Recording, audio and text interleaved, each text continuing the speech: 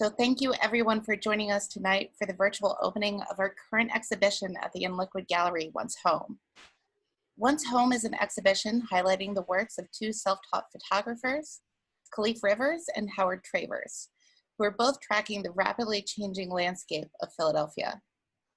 Curated by Makiba Keebs-Laurent and Matt Tomesco, Once Home is a project that is very near and dear to InLiquid's heart. More than just an exhibition, Once Home is also a social engagement project inspired by the works of Khalif and Howard. InLiquid is working closely with some of our local service organizations to bring art-based workshops to housing insecure youth. In addition, we invite all of you to participate in our social media campaign. Share a picture of what you call home, whether it be a place in your own dwelling, a familiar city park, a person, whatever, and upload it to social media with the hashtag #OnceHome and add us at InLiquid. Through the workshops with local disadvantaged youth, to the wide net of participation we are seeking on social media, to the works of Khalif and Howard themselves, InLiquid is hoping to spur a conversation about what and where we call home in Philadelphia and how diverse that can look. I would also like to take a moment to thank PNC Arts Alive and the Dolfinger McMahon Foundation, in addition to the many generous individuals who contributed in support of this important project. We would also like to thank the Space Gallery for their fabulous printing services. All of the work included in Once Home, except for one piece, was prepared, printed, and framed by Chris and Andrea at the Space Gallery. Without all this generous institutional and individual support, this project would not be possible, and we are all very grateful for the belief and support we have received. I hope you all enjoy learning more about Once Home tonight, and we look forward to seeing you in the gallery for a visit. Next up, we have one of the curators, Matt Tomesco, to speak more about the project. Matt? Hi, thank you. Claire, how are you? Thank you everyone for joining us on Zoom. It's so good to see all your names and some familiar faces. Howard and Khalif, it's good to see you. You too. Good to see you. So I'm just gonna read from the questions that you sent me. I hope that's okay, Claire. To just sort of frame the show a little bit, but you know, I'd like to get to hear from Howard and Khalif as well. So, so we're gonna, you know, Claire sent a handful of questions, and I'm just gonna read them and then sort of talk casually about my responses. So the first question is, how did you first learn about Howard and Khalif's work? So this show began actually in 2017. Howard is a avid volunteer at InLiquid, and he was volunteering for Art for the Cash Poor. I had noticed that he wasn't there the year before, and then he came back and he sort of like told me this story of where he'd been and the things that were going on in his life. And I was really interested, and especially in that he said, like, you know, he had this sort of transitional period of homelessness, but he was able to navigate it by using his knowledge of documentary photography, and his he also was taking photographs the whole time. And I just thought that was like such an amazing story of resilience for an artist. And I asked him to bring in his photos so we could look at them, and we looked at them together while the event is like going on. We like went upstairs into the office, and we're looking through these like hundreds of images. And I just knew right there, like, this is an important story. This is an important thing to be seen. So that's where it began, and I never could have imagined that this is where we would be and this is how we do it, but it's so nice to see it, you know, finally come together.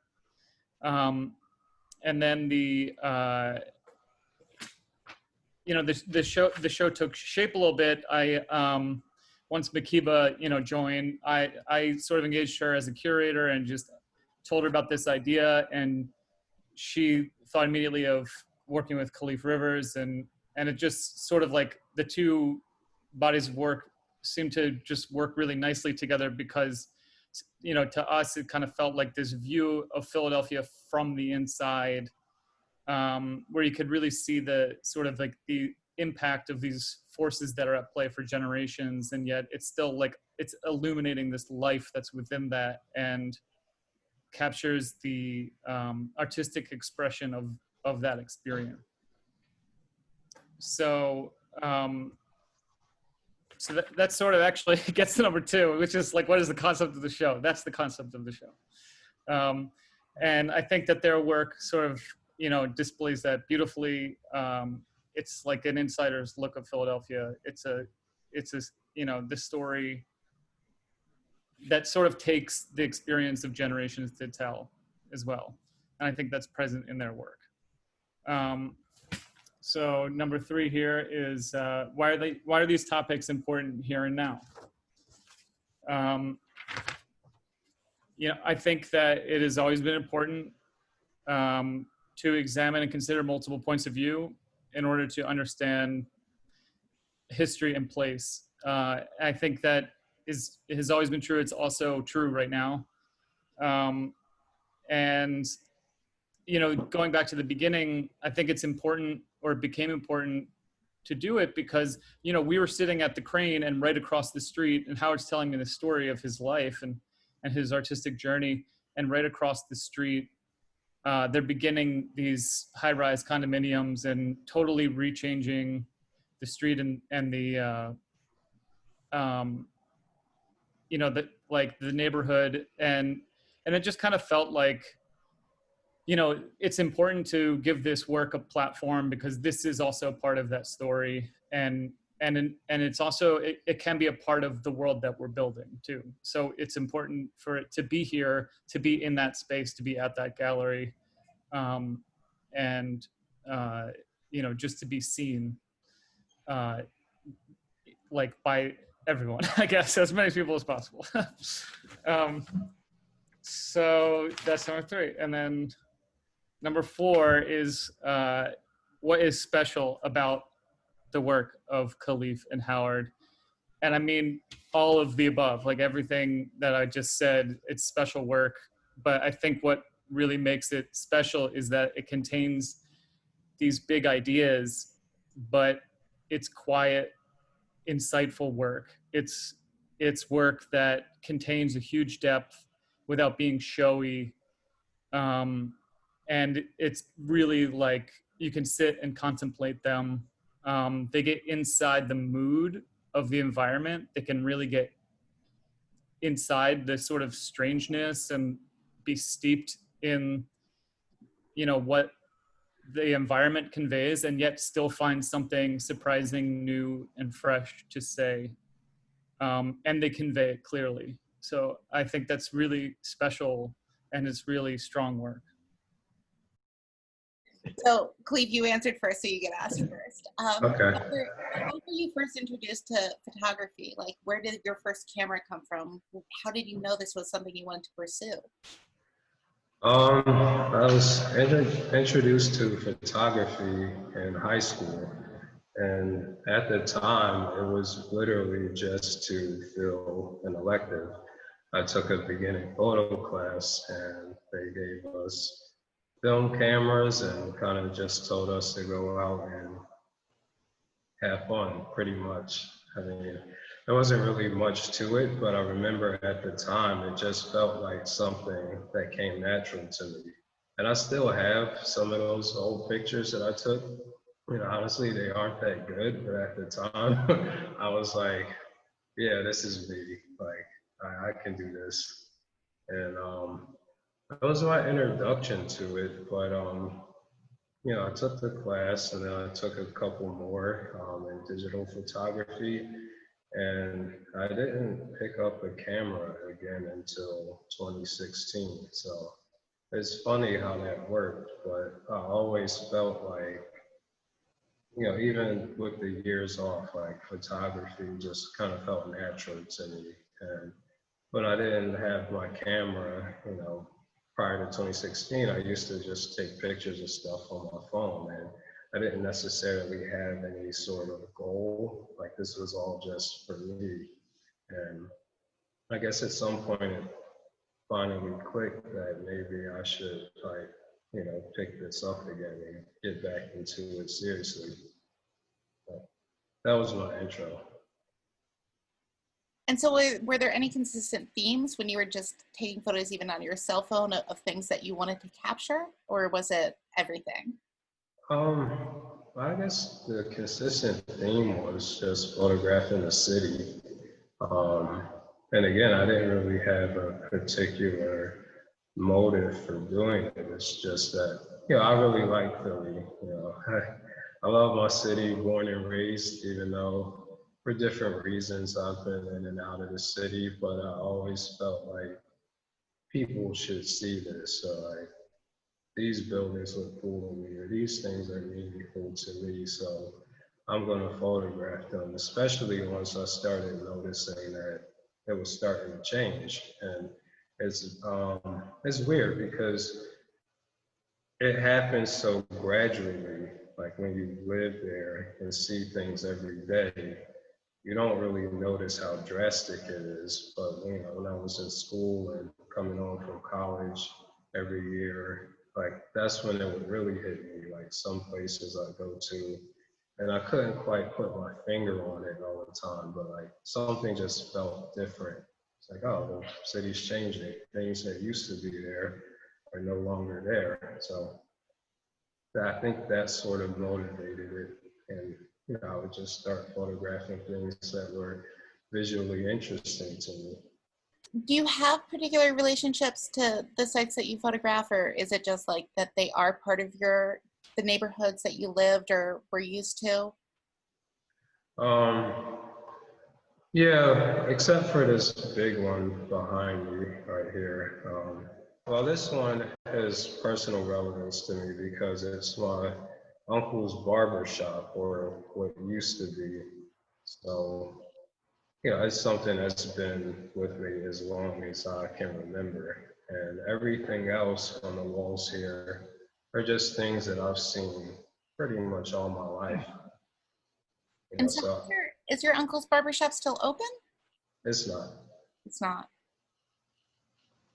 So, you know, it does seem like in your work in particular, there's a lot of traces of gentrification, like areas that, you know, used to be thriving in their own right, you know, and are kind of being shuttered so they can be rebuilt Yeah. for a different demographic. You know, do you want to talk about that at all? What your thoughts on gentrification is? You know, if there are any silver linings there, or if it's just.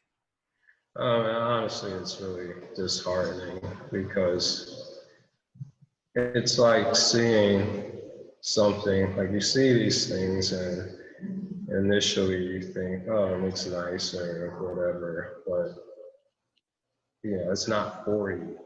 And it's more than just the actual buildings themselves, like the entire, like, I guess the neighborhood itself, like the entire vibe of the neighborhood, like changes as those things start to go up, and you almost feel alienated. And you know, there's certain places even like in Lower Kensington that 5 years ago feel completely different than they do now. And like I don't really know what to make of it, but like it's definitely like unsettling in all honesty. Yeah, I think that there's something there to that phrase of "it's not for you," Mhm. that is really just heartbreaking. You know, and we're happy with this show because this is literally for you, right? Mhm. Uh, Yeah. and so do you? This is your first gallery show, so congratulations. I mean, both of you. Thank you. Thank you. You know, so as this is for you, what is the next thing that's going to be for you? Do you have plans about what to do next? Or are you still taking it all in? I have a lot of plans, like just things that I've probably been thinking about for years that I just haven't quite figured out yet. There's a lot of Philadelphia-centric things that I still want to do. The subject matter isn't necessarily as heavy as this one is, but I also want to branch out into, you know, a lot of my photos hear a lot of my work that people are seeing. It doesn't have a lot of people in it, but I am like really big into like portraiture, and that's something that I also want to get into at some point. So I have a lot of ideas, things that I would like to pursue after this. So I'm pretty excited for that. Good, good.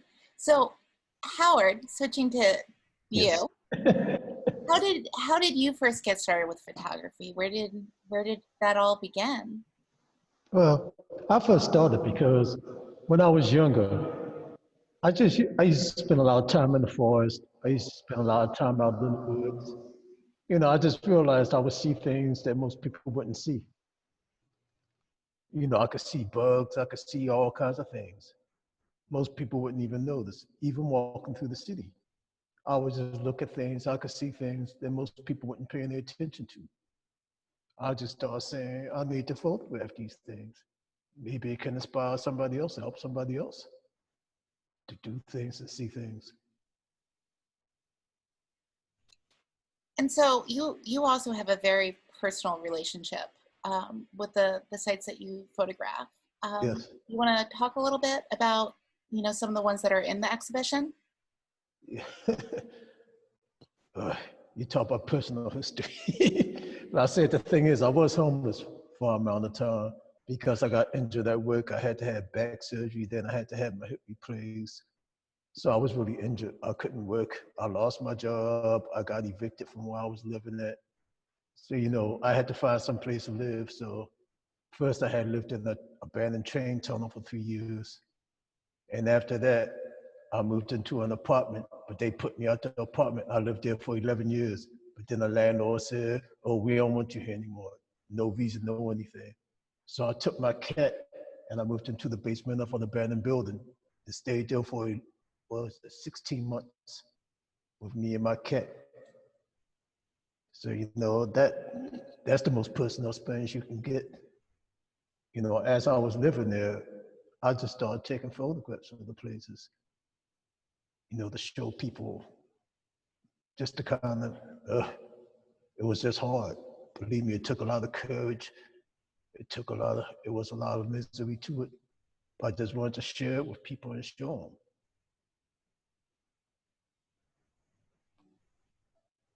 And a lot of things. It's just many of the photographs in here. It's one photograph over on the wall right here, one large one. Like the second one. Mm-hmm. Like one night, that was one of the places I stay in. And like as you walk down that hallway, like you see, it's the wall. When I would go in there at nighttime, I would try not to use a flashlight or anything else because I didn't know who could be in the building. So I didn't want to attract any attention. And one night I was walking through there, and like I got too close to the edge, and I fell right off the edge. I fell off the edge. I hit the wall, then I fell down on the train tracks. So that was, and I had more than one experience like that.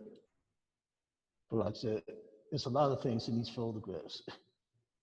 Like I said, it's really personal. So obviously you and Khalif have very different personal stories about, what your backgrounds are. Yes. But both of your work really does connect in your interest in how Philadelphia has changed. Some of the sites you also photograph are where your father used to work in a factory, and Yes. now it's abandoned and falling apart. Yeah, and that's the number I was talking about. That's where he used to work. That's the old bug company. And that's where you stayed? Yeah, With your that's cat? what my father worked there for like 20, 30 years. So what is your feeling about how Philadelphia is changing and gentrification and how things are shifting away from, being such a working class industrial city to what it is now?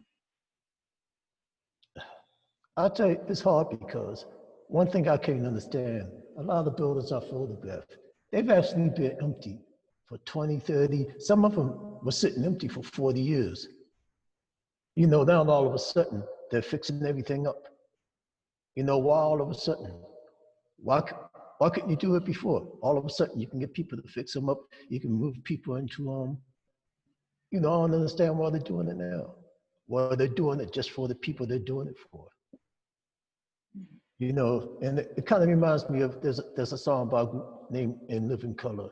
They said, you can tear a building down, but you can't erase the memories.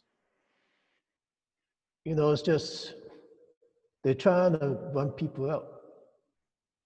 You know, it was a ghetto before they started doing this. To me, it's still a ghetto.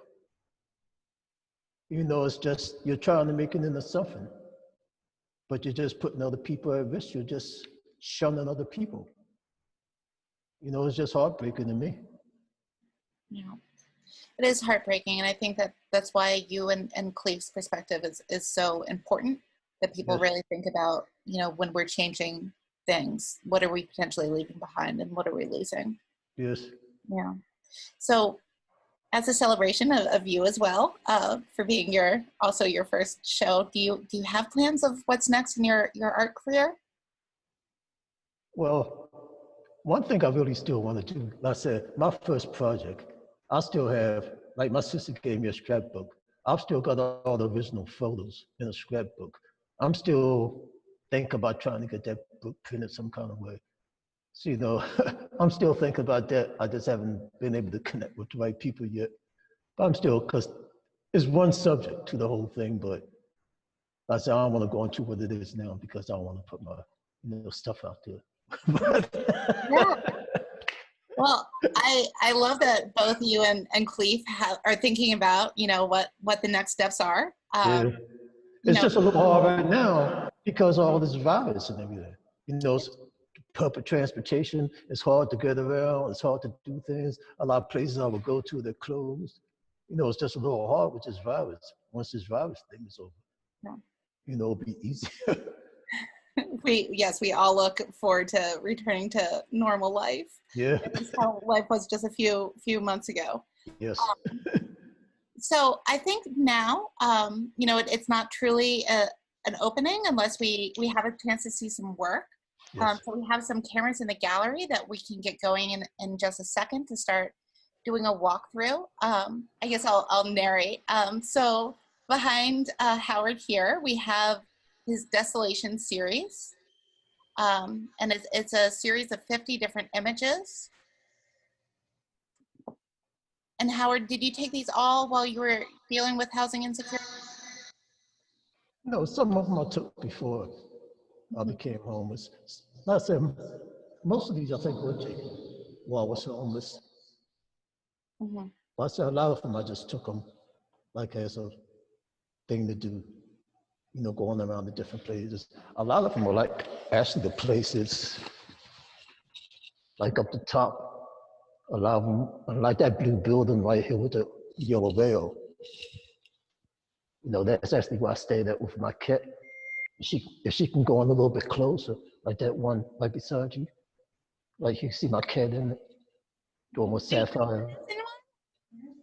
See, yeah, see that's actually my cat in the place I stayed in.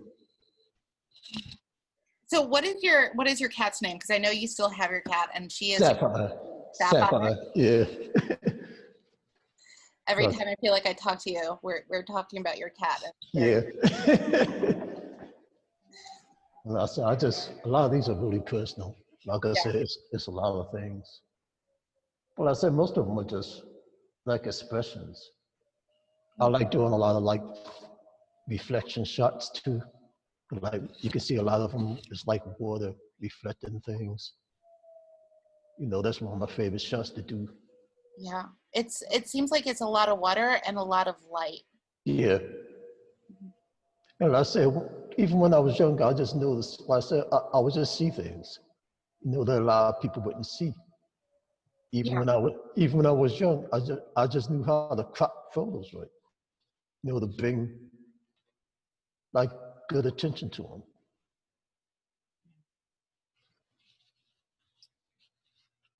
This is one of my personal favorites. Yeah. And wait, so what are some of the phrases on that one? The graffiti? Like the main one down the bottom, it says, never grow a wishbone where your backbone ought to be. There's something about that seems so intrinsically poetic. Yeah. And that was actually an old refinery all around what was it, 40th and Grace Ferry, 39th and Grace Ferry. Yeah. A lot of these places, they aren't there anymore. Like, they tore all that down. Yeah. You know, a lot of these places, they're all gone now, so. But I said, believe me, it was a lot harder than you think it was. It wasn't as easy going in these places. It took a lot more courage than you think. To photograph these? Yeah, but I mean to go in some of these places, believe me, it took a lot more courage than you think it would take, because you never know. You never know what's in there. A lot of sour would be in there at nighttime. You just never really know. Yeah. That must be very scary to walk into the unknown. Yeah. For so many different reasons. All right. They're beautiful. And then around the corner, we have some of Khalif's.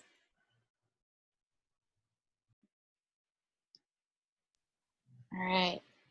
So Khalif, do any of these have these sites have particular meaning to you? Yeah, I spent a lot of time under the L for various reasons. Like I said, Philadelphia as a city, I spent most of my life in. So for one reason or another, I was around all of these locations way before I ever decided to photograph them. And what sort of stood out to me in particular was how old some of these things were. And even though so much has changed, there are little remnants of the past, and I'm talking about like even before my parents were born. For example, if you go over a little bit to the left, yep, that one right there, like father and son and Owl's Toggery Shop, which I had to Google the word toggery because I've never used it or really seen it written before. But these two shops have been here, I think, as early as the 50s and the 60s, and somehow, despite everything that's happened over the decades, those signs are still there. Especially the Owls one, because that's a neon sign. Like usually, those things get ripped down, destroyed, or nature kind of just deteriorates them. So I thought it was really interesting that somehow they're still there. They're still there like right now. This one, the Feldman Eye Care one, is it's really special to me because never in a million years did I think like what's come of it would happen. So a little background story, like if you ride that train, the Market Frankfurt train, I think right before the York Dolphin stop, you pass this thing all the time. Like it's pretty hard to miss. It's a really big blue sign. Again, like I've been seeing a lot of these things all my life, so I never really thought about what was there, why it was still there until I one, photographed it, and two, started to do some research behind, all of these different locations. So originally, like what I do is everything's on the internet now, so you can like basically trace back the deeds all the way to the original owner. So it's really cool. It's that building was, I think it was erected sometime in the like mid 19th century. So it's extremely old, and obviously you can see the sign that says it's been there. They've been in business since 1879, and honestly, the Feldman Eye Care has a little bit of a, kind of a dark history, very rich but dark history. The man who ran that business was actually murdered in 1973 in a robbery attempt, and his daughter is, she's actually here, and it's really special because you can do all of that research yourself, and you can find out, who he was and kind of the circumstances behind that. Well, this one, it was just so much behind it as far as like historical significance. And I'm spending a lot of time on it, I know, but again, this one's really special to me because everything that happened from the time I photographed it to researching it to having kind of this personal conversation with someone, because again, like with all of these buildings, like a lot of people, you kind of just see what's in a photograph, but there's so many stories to be told, and that's one of them. And So I know, I'm sorry. So I know in talking to you, you are really interested in kind of researching these sites, and we do have a question from the audience about that. Okay. And they're curious if, if you do the research before or after you photograph something, and does the research, affect how you photograph them or influence the angles of the shot, or if the kind of research and the act of taking a photo is two separate things? For these, it was two separate. Because I take the photo, and the composition isn't necessarily related to, the stories behind it. It was just how, I guess I decided to capture it when I captured it. But what was the second part of the question again? If you do the research before or after you take the photo, like, do you find an interesting site and you photograph it and then you want to learn more, or because you know more, do you want to take the photograph? Yeah, it's always because I want to learn more. And sometimes I don't even realize it when I take the particular photo.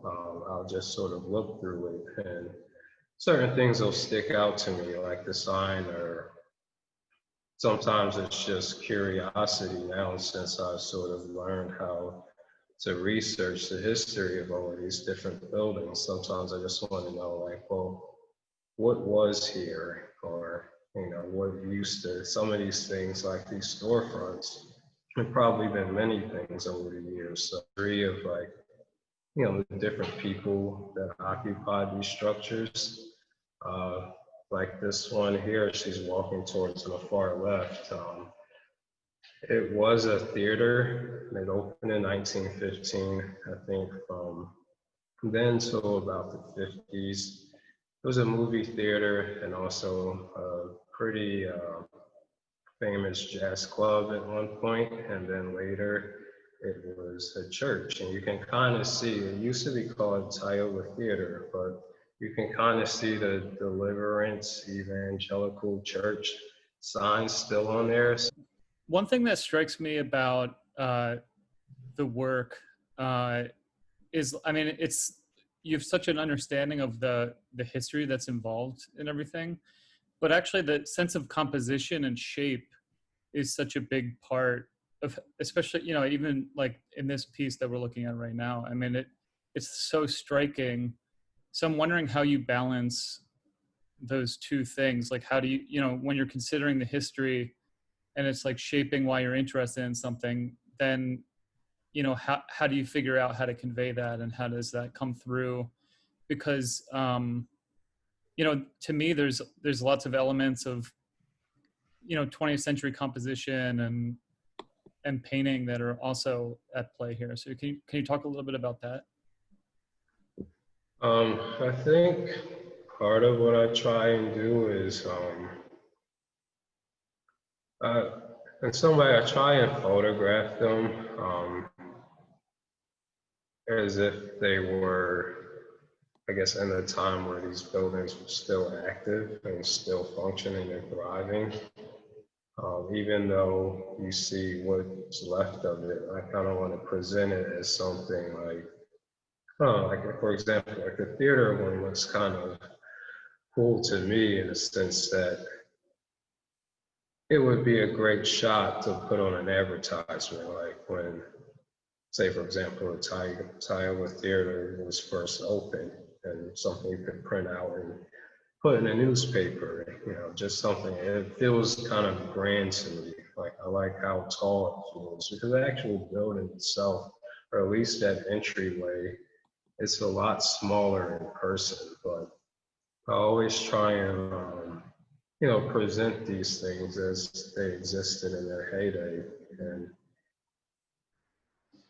And Howard, I think also, you know, for your work, I think shape is a huge part of it.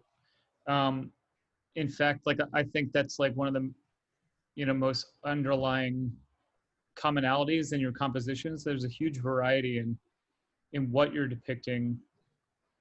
But I mean, even if Liz, if you stay right there, you can even look back and it kind of, you can see, people can see the compositions where it's just sort of circles and X's and rectangles. And it's almost like, even though you're engaged with these incredibly complex,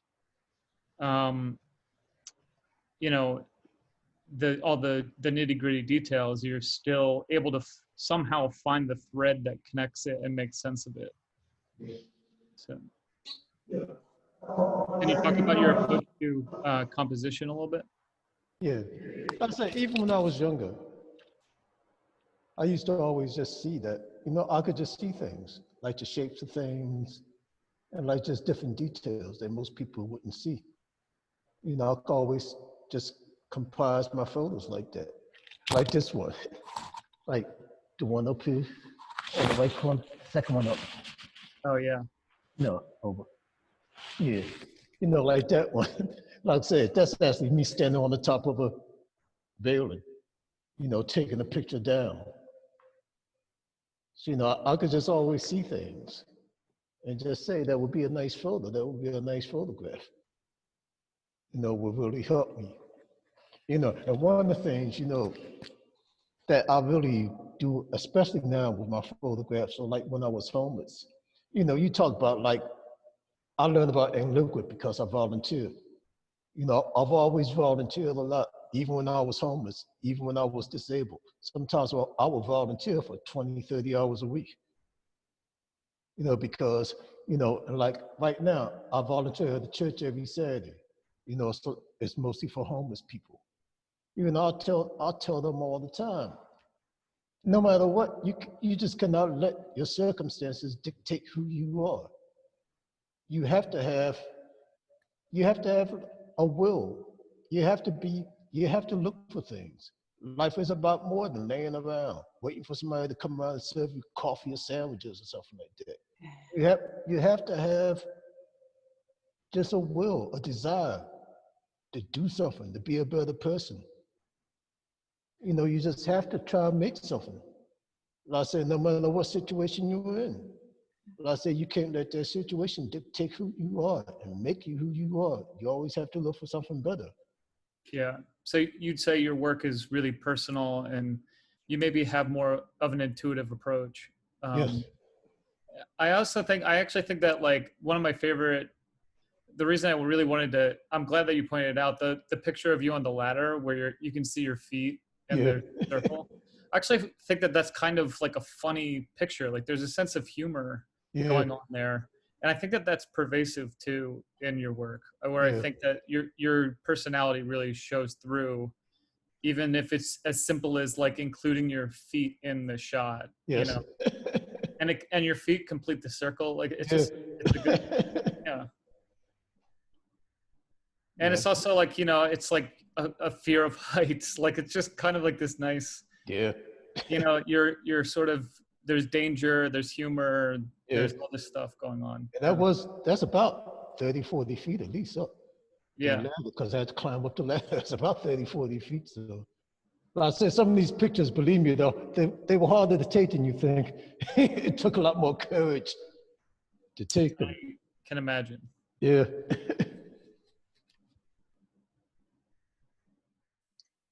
All right, everyone. Well, I think we'll wrap it up for tonight. You know, Khalif and Howard, congratulations to both of you. Thank you so much for your beautiful work. You know, and working with us this last couple months as we've dealt with delays and drama of our current world, and being so flexible and understanding. And I'm happy we found a way to make the show go on. Yeah, this is really cool. This is awesome. Yeah, and everyone come see the show. Come see it. Make an appointment. There's an appointment. Yay. All right, everyone. Well, thank you so much, and we hope to see you at the See you, Khalif. See you See ya. soon. See you soon. Right. Good night, everybody. Good night. Thank you. Thank you. Thank you.